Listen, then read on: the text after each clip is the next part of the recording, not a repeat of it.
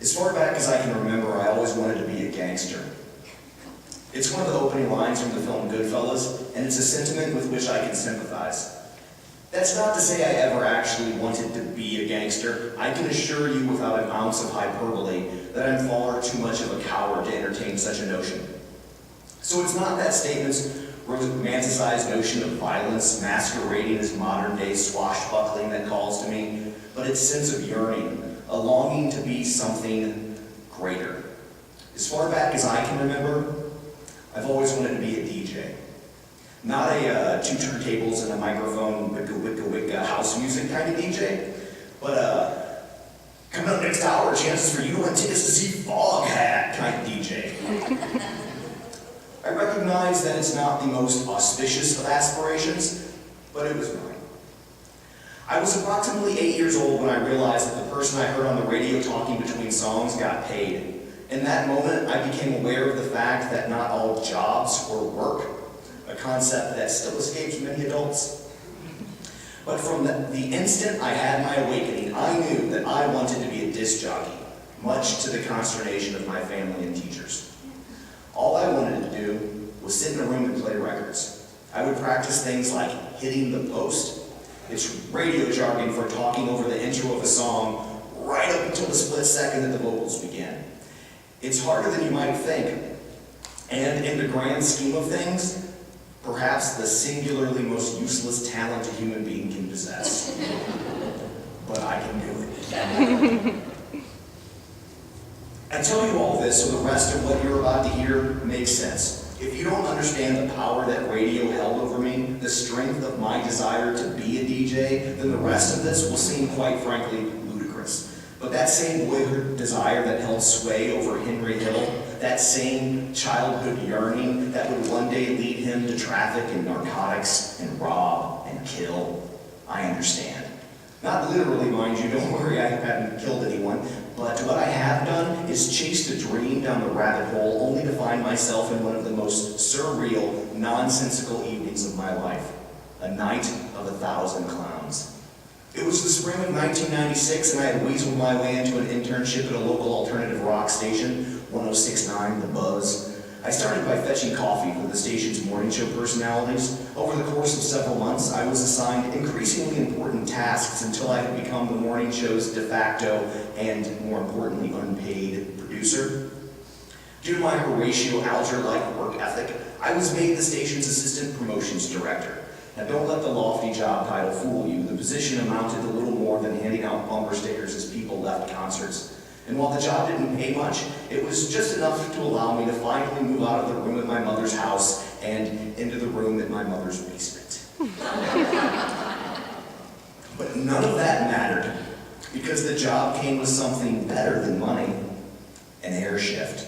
Every Saturday from 6 a.m. to 10 a.m. for 4 glorious hours, I was a DJ.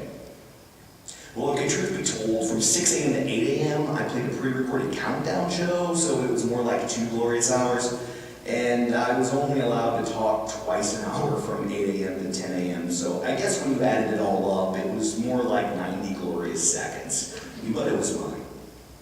Attached to the soundboard, which the DJs ran, was a cassette deck that turned on every time we hit the microphone button. It enabled us to tape just the portions of our shift when we spoke. I had been instructed by the station's program director that at the end of each shift, I was to put my tape on his desk for him to hear. He would listen to my air check on Tuesday, and then call me on Wednesday to let me know if I still had to show up on Saturday. It was like working for the dread Pirate Roberts. No task was too small or mundane for me to tackle, and I quickly developed a reputation for saying yes. It's a good reputation to have.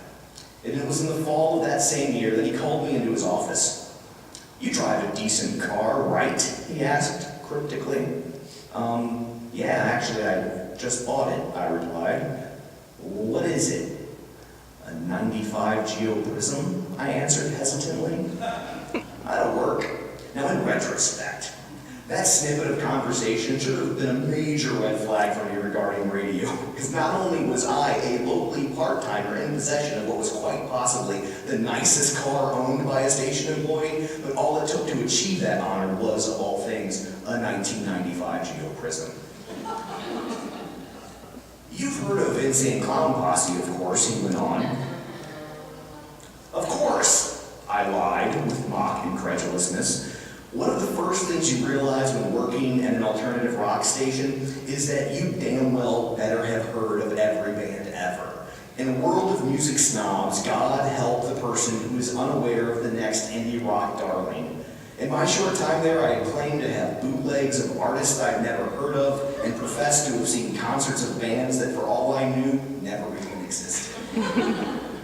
Insane Clown Posse, as I would learn, was from Detroit.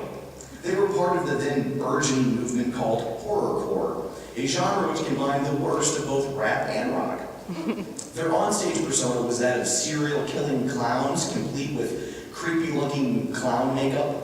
Their shocking imagery, combined with hyper-violent lyrics, had already caused their first record label to drop them, and now on the heels of this controversy, they were coming to town for the very first time.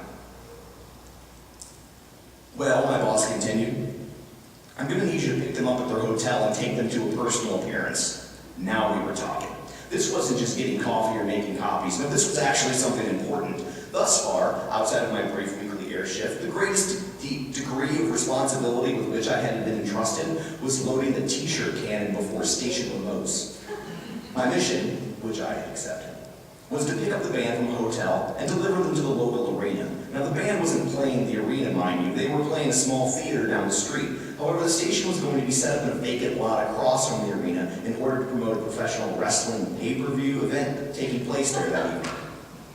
We had spent the day promoting that ICP, as their fans called them, would be stopping by the Buzz van to sign autographs. Oh, and one more thing, he said. Since you're doing an air shift now and all, you might as well stick around for the concert and do the stage announcements.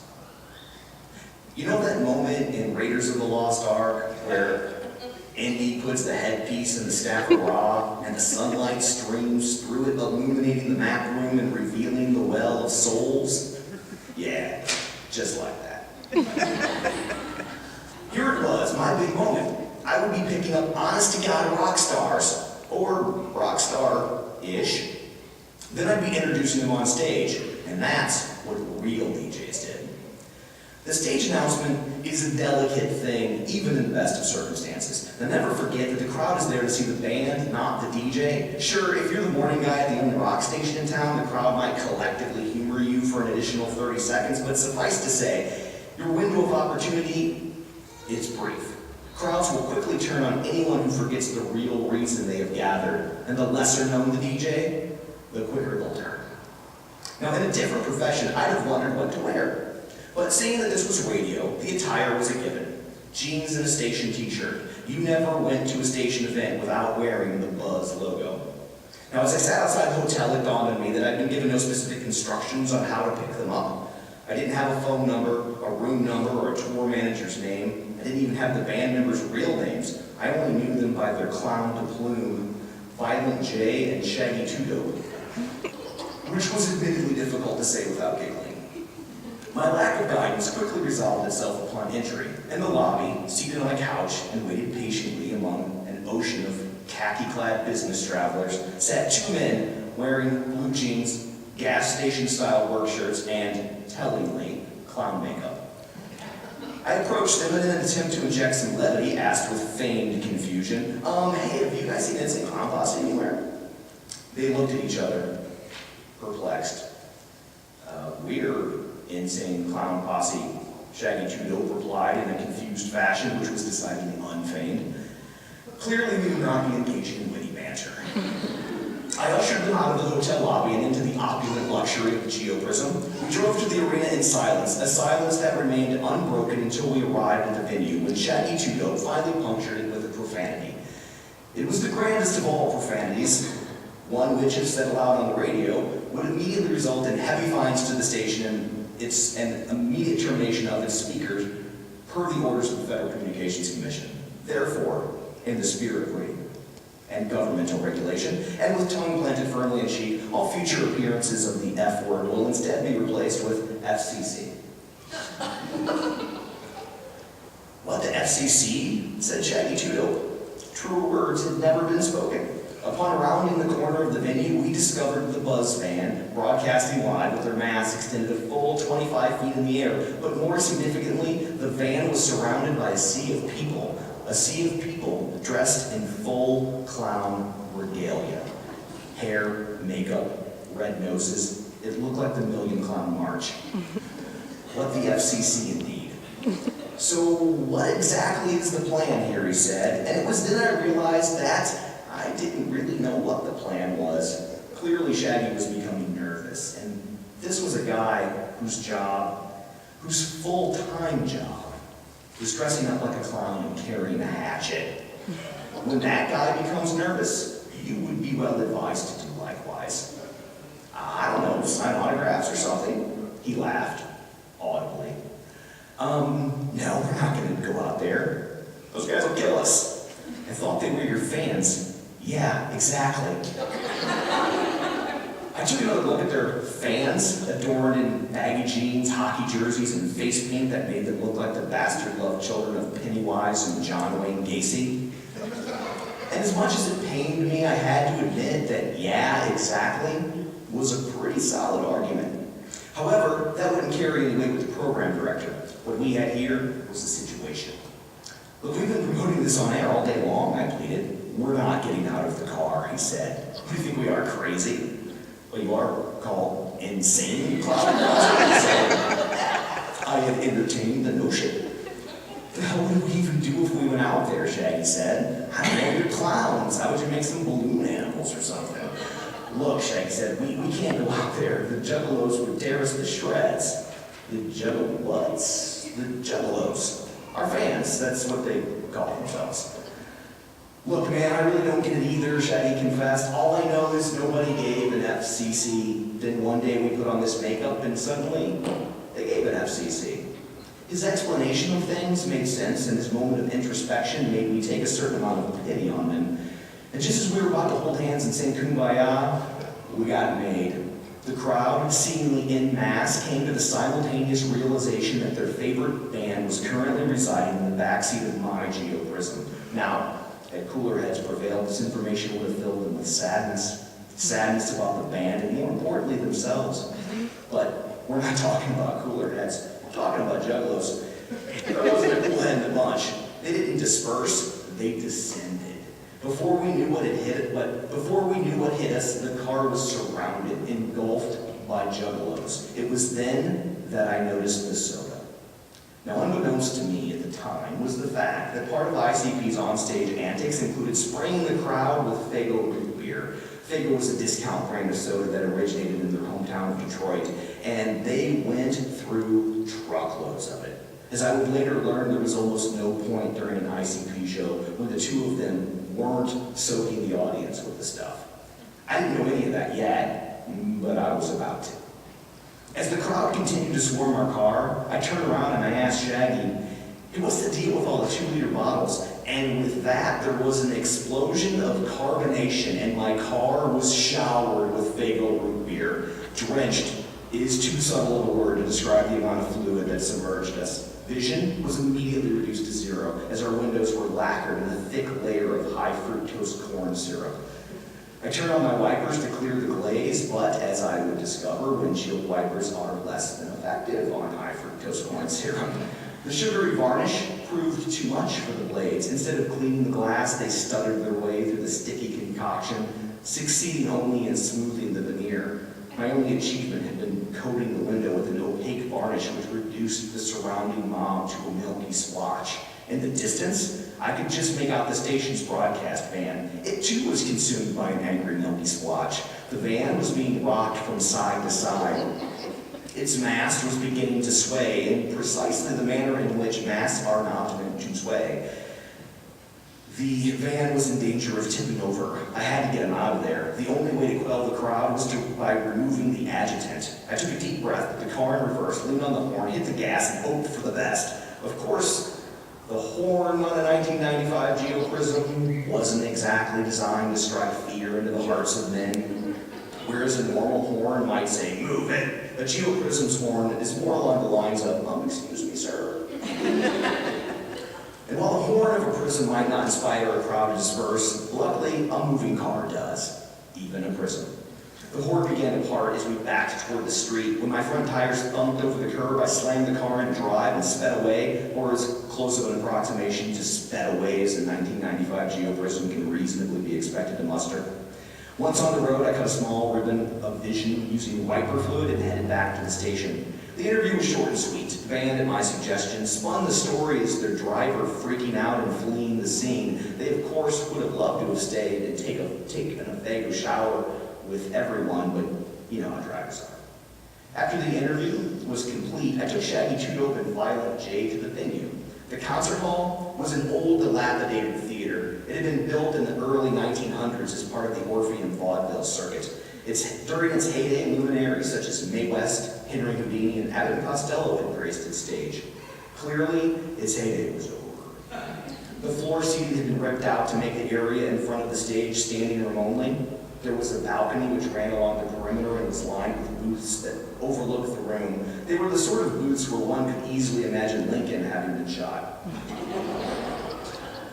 The booth's traditional theater-style seating had long ago been replaced with wobbly, rusting folding chairs. The entire place reeked of last night's cigarettes, stale beer, and faded glory. Its former opulence was in rapid decline. In other words, it was precisely the sort of place one would expect to see an Insane Clown Posse performance. I was relieved to learn that my tickets had granted me access to one of those aforementioned Lincoln booths, far away from the throng of juggalos that would soon be herded into the lower level. My booth was closest to the stage, and though it sat 12, my only other companions were a 13-year-old boy and his father. The father wore a shirt and tie, his suit coat draped over his shoulder, and that casual but confident air typically only seen in JCPenney ads. "Hi," he said with the obvious tone of recognition. I quickly scanned his face, trying to conceal my confusion. He clearly knew me, and I knew that I knew him, but seeing him outside of his natural habitat was making it difficult for me to place him, like when you run into your homeroom teacher at the grocery store. But then it clicked. He was the general manager of the station. "Hi, sir, I wouldn't have paid you for a juggalo." "A what? A fan?" I said, motioning towards the crowd that had begun filling the floor beneath us. "Yeah, not really," he said, chuckling, pointing to his son. While we were talking, I had noticed a murmur coming from the floor. At first, it was just your standard crowd chatter hum, but it started to grow louder until I could tell that it was taking the form of a chant. Then it grew louder still until I could finally make out what they were saying. "FCC the Buzz." It got bigger and bigger and bigger. Apparently, they weren't fans of the radio station. But what had raised their ire? Around what had they coalesced? It turns out I was asking the wrong question. It wasn't a what that had united them, it was a who. It was me. As is the appropriate attire for station events, I was wearing a logo, or in this case, a bullseye. Suddenly, it was becoming clear as to why I was being allowed to do the stage announcements. And just as I wordlessly decided that I would not be introducing the band that night, a woman entered our booth. She was blonde, thin, and had the demeanor of professional purpose. She walked straight to me and handed me a sticker. I immediately recognized it for what it was, a backstage pass. "Here," she said, "all business. You'll need this." For what?" I asked, trying to play coy. "How else are you going to do the stage announcement?" she said, rolling her eyes. I shot a furious glance towards the general manager in the hopes he hadn't heard her, but those hopes were quickly dashed. "Stage announcements?" he interjected. "What, you have to get up in front of these animals?" And just as I thought reason was about to win the day, he threw back his head in uproarious laughter. A wise man once said that comedy is tragedy from a distance. He had the luxury of space. But I couldn't walk away, not in front of the biggest of bigwigs. I was going to have to stare down that crowd and hope the general manager could at least appreciate my courage. Waiting for us in the hallway were two of the largest security guards I had ever seen in my life. Serving as my guides, we sliced our way through the crowd. They offered little in the way of protection. Epithets were hurled, as were lit cigarettes and a few beers. After what felt like an eternity, we made it to the safety of backstage. The decibel level immediately fell as we closed the door behind us. We walked up a small flight of stairs that deposited us directly into the wings. The crowd noise again increased, though it was muted by stage curtains. Okay, the concert promoter said, here you go. She handed me 3 things: a wireless mic, a flyer, and a large device that, after a momentary blank stare, I recognized as the station's t-shirt cannon. Apparently someone from the promotions department had preceded me. Concert promoters are a notoriously jaded lot. Attractive female blonde ones, even more so. Here's the deal, she said, launching into a speech she delivered so often that it sounded like I was being Mirandized. You have 60 seconds. If you take longer than 60 seconds, the front of house will cut your mic. The band will be on in 5 minutes, so don't say something stupid like, here they are, because they aren't. The room was starting to spin. I nodded, trying desperately to absorb what she was saying. Her words were practically a foreign language, an odd collection of clicks and hums. Switch this button on to talk, she continued, showing me the microphone, and tell them about this, she said, pointing towards the flyer. Tonight's show sold out so quickly that they're coming back in a month. This has all the ticket info. With that, she spun me around and pointed me towards the curtain. One security guard shoved the t-shirt cannon in my free hand while the other pushed me on stage. The house lights went down, the stage lights went up, the curtains parted, the crowd roared, and then they realized that I wasn't Insane Clown Posse. Instantly, they turned. A wave of rejection washed over me. More beers were thrown, a cigarette lighter whizzed past my head. The crowd's volume was increasing exponentially. From the corner of my eye, I saw a juggalo break from the crowd and scale the barricade. He darted past security, pulled himself up, and landed in a crouched position at the foot of the stage. Our eyes locked. For an instant, we both froze. Then he pointed at me, like Babe Ruth calling his shot. The crowd's thunder reached new heights. He turned to look at the crowd and bask in his fleeting glory. He pumped his fists, encouraging them to scream louder. They obliged. Then, mimicking a bull, he lowered his head and slid his feet one at a time across the stage. He was going to charge. After his third foot slide, he took off. But he had telegraphed his move. Halfway through his first step, I lowered the t-shirt cannon and fired it directly into his chest. In one fluid motion, he lost his balance and stumbled backwards, but he hadn't made it much further than the foot of the stage, so backwards only meant down and into the waiting arms of security. The crowd erupted into a new sound, elation. They loved it.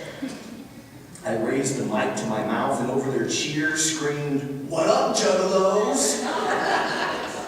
As suddenly as the cheering had begun, it stopped. This time it was replaced with silence. For a moment, I was puzzled. Then I remembered that ICP was still an underground phenomenon. I myself had heard the word juggalo for the first time only a few hours earlier. It wasn't a known term outside of their community. They had mistaken me for one of their own. Do you crazy mother FCCers want to know about the next time ICP is coming to town? I screamed. The silence ceased abruptly as they resumed cheering. When the noise began to subside, I looked at the flyer in order to tell them about the upcoming show. But I had lost it. And all the excitement, the flyer, and the information it contained were gone. For a brief moment, I was panic-stricken. I looked to the wings, hoping the blonde promoter would help me. All she did was shrug her shoulders. "Well, do ya?" I stalled. The crowd cheered again. My mind was scrambling, and then, "Well, then you have to listen to 106.9 The Buzz tomorrow at 5 p.m. for a major concert announcement." The crowd cheered again. I held my hand, the one with the mic, straight out from my chest. I turned the mic sideways. I let it drop to the stage. Its clunk echoed from the sound system and reverberated throughout the room. I slung the t-shirt cannon over my shoulder victorious and strutted off stage, leaving a cheering crowd in my wake. I passed the promoter and shot her a wink. That's how you do a stage announcement. I handed the t-shirt cannon to one security guard as the other opened the door that led back onto the concert floor. As they started to follow me, I held up my hand. "Thanks, fellas," I smirked. "I don't think I'll be needing you for the trip back." Then I walked into the arms of my adoring public, where I was immediately greeted with a face full of Faygo. But hey, it wasn't beer. And after all, I was now an honorary juggalo, and that's what we did. So I counted it as a win. When I arrived back at the booth, the general manager greeted me with astonishment. That was one of the most amazing things I've ever seen in my life. Oh, anyone could have done that, I said with an air of false modesty that we both pretended to believe. You know, he continued, we do a lot of trade with restaurants around town. How about I use some of that trade and take you to lunch next week? Yeah, that sounds great, I said, realizing the significance of that and trying not to sound overly enthusiastic. With that, the house lights dimmed as the band prepared to take the stage. We took our seats and waited. The silence provided me a moment to contemplate the evening. Hey, I have a question about those trade deals you do, I said. Sure, what's your question? Do you do that with a lot of businesses or just restaurants? Oh no, we do that with all sorts of places, he replied. That's cool, I said. You ever do any with car washes?